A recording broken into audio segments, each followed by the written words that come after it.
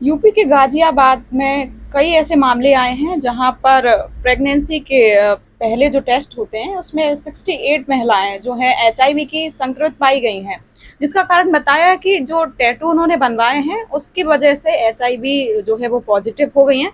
हमारे साथ मौजूद हैं विशाल जी, आइए उनसे बात करते हैं कि किन लापरवाही के चलते जो है एचआईवी पॉजिटिव हो सकता है टैटू में। अगर ये लापरवाही बरती गई और इसको सही नहीं किया गया तो ये कहाँ तक बीमारी को किस खतरे तक ले जा सकते हैं।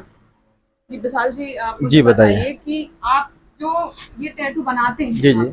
इसमें जो एचआईवी संक्रमित हो जाते हैं महिलाएं जी, हैं या बिल्कुल। पुरुष हैं जो भी, तो इनमें क्या सावधानी बरतनी तो चाहिए? सबसे बड़ी बात क्या होती है कि आजकल ना एक चलन में है टैटू बनवाना, जी। और हर कोई टैटू बनवाना पसंद भी कर रहा है। जी। लेकिन क्या होता है कि लोगों के माइंड में एक चीज़ सेट होती है कि टैटू बनवाना है, मैं कहीं से भी टैटू बनवाऊँगा। जी। तो अधिकांश कई बार लोग क्या करते हैं, जैसे बिगिनर आर्टिस्ट के पास जाते हैं, मेले वगैरह में टैटू कराते हैं।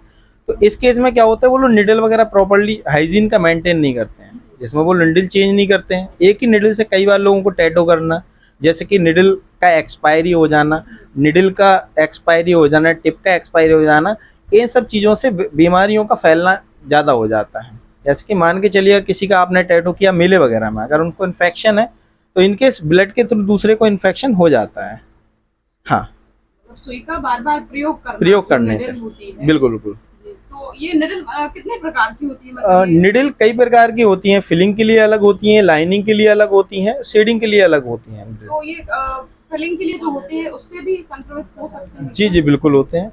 जी। हाँ, लेकिन अगर आप लोग टेस्ट नहीं करते हैं, प्रोफेशनली के पास टैटू नहीं कराते, तो ये संक्रमण का खतरा बना रहता है। प्रसाद जी, ये बताइए जो ये जैसे कलर होता है ये भी क्या इफेक्ट करते हैं इसमें? नहीं, नहीं, इन्फेक्शन का कोई इसमें इश्यू नहीं होता है, क्योंकि जो भी कलर हम लोग यूज़ करते हैं वो सारे इम्पोर्टेड आइटम्स होते हैं, जो मेड इन यूएसए, ऑस्ट्रेलिया से बन के आते हैं।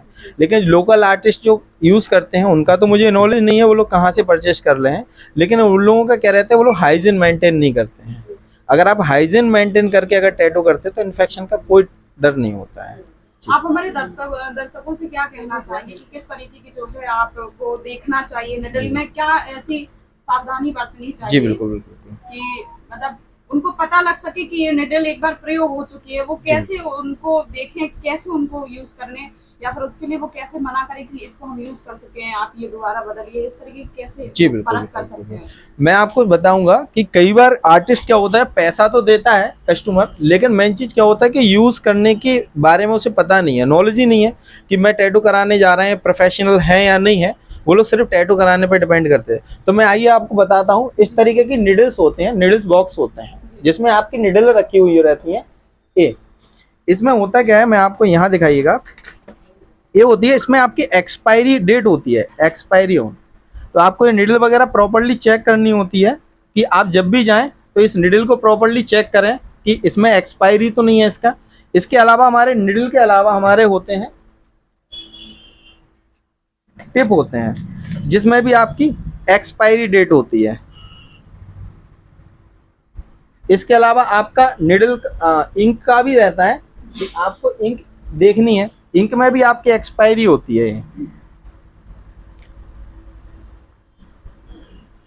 तो जब भी आप टैटू कराने किसी से भी जाते हैं, किसी भी आर्टिस्ट के पास, तो आपको ये सारी चीज़ें एक बार चेक कर लें, और एक बार ये चेक कर लें कि जो आपका टैटू कर रहा है वो प्रोफेशनली आर्टिस्ट है या बिगिनर है, बस।